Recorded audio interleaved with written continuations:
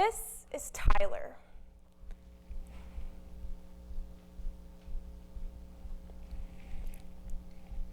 When Tyler was 2 years old, differences between him and other kids his age were noticeable. He would not respond to his name. He would not point to objects when asked.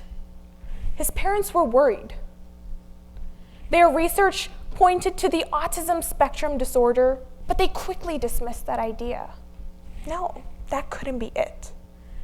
It wasn't until Tyler was 6 years old, entering the first grade, that he was diagnosed with autism spectrum disorder, a group of complex developmental disabilities that cause problem with social interaction and communication. Tyler's social, behavioral, and language issues were prominent. At age 6, he had a 22-word vocabulary, while his peers were virtual chatterboxes. He had trouble with his memory as he couldn't even remember the names of his own family members.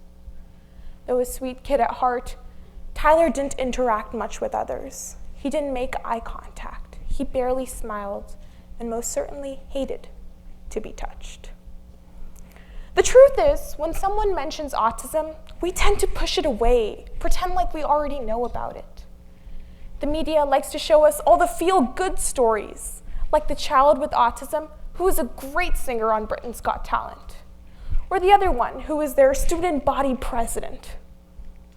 We pretend to be aware, but that isn't the truth.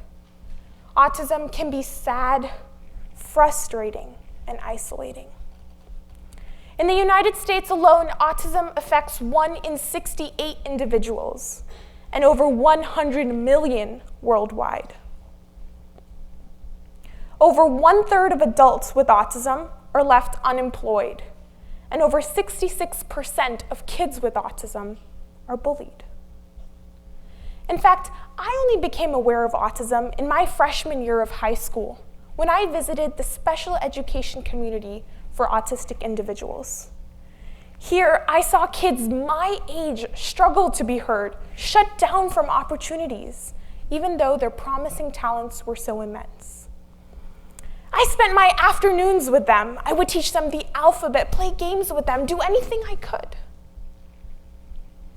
And while I was there, I noticed something that fascinated me, something I found interesting. These kids, who were somehow deemed unusual, not considered normal by society's standards, were incredibly comfortable using technology. They were messaging friends, playing games, taking pictures, and it was here that it struck me. Perhaps I could help them a different way. Perhaps I could use technology, create an app to help them with their vocabulary and their emotions. There was just one problem.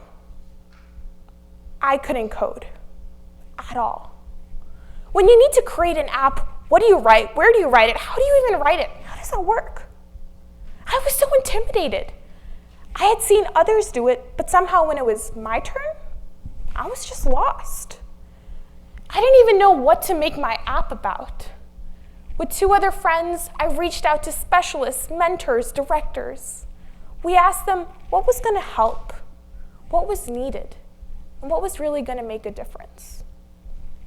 The real question was, how are we going to build it? I quite frankly spent hours together scrolling through Stack Overflow, looking at YouTube and Khan Academy.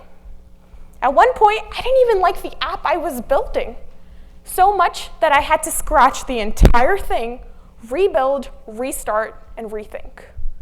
I felt like I'd failed. Here I was, a teenager, trying to balance academic course load and build an app. I was overwhelmed. But after a couple of challenging months, my friends and I had finally created the app, Alleviate. Alleviate is a combination of 2 features that target the significant portion of obstacles faced by those individuals with autism. The first feature is the interaction feature. This feature teaches them about daily activities, emotions, objects, allowing them to build their vocabulary. The app shows them a picture. Here we have a woman who's upset. It then asks them a question out loud, like, how is this lady feeling? After hearing that question, the student can then respond back to the app with an answer, like, sad. What's really exciting about this feature, looking at the technical side, is that it makes use of a speech-to-text API. And what this API does is it does the translation. It does the converting from your voice to actual words that can then be processed by the computer, allowing for that conversation to be had. The second feature is the relaxation feature. This feature aims to calm and relax anxiety. It has meditative tracks, calming music, and a personalizable breathing simulator. The simulator is actually set to the pace of calm breathing, and that expanding and contracting nature then allows for them to inhale and exhale, calming them down. I was so excited with my product. I gave it to every single student at the center I had met. That was the most rewarding moment I could have asked for. They were actually using the app. They were breathing in and out with the simulator. They were speaking to the feature. It somehow felt like I had given them the attention they needed, given them a gift meant only for them. And I couldn't have been happier than in that moment. The truth is, I should add, not everything was perfect. There were still errors. Certain features weren't working properly, others were confusing, and I had to use their feedback to then improve my app.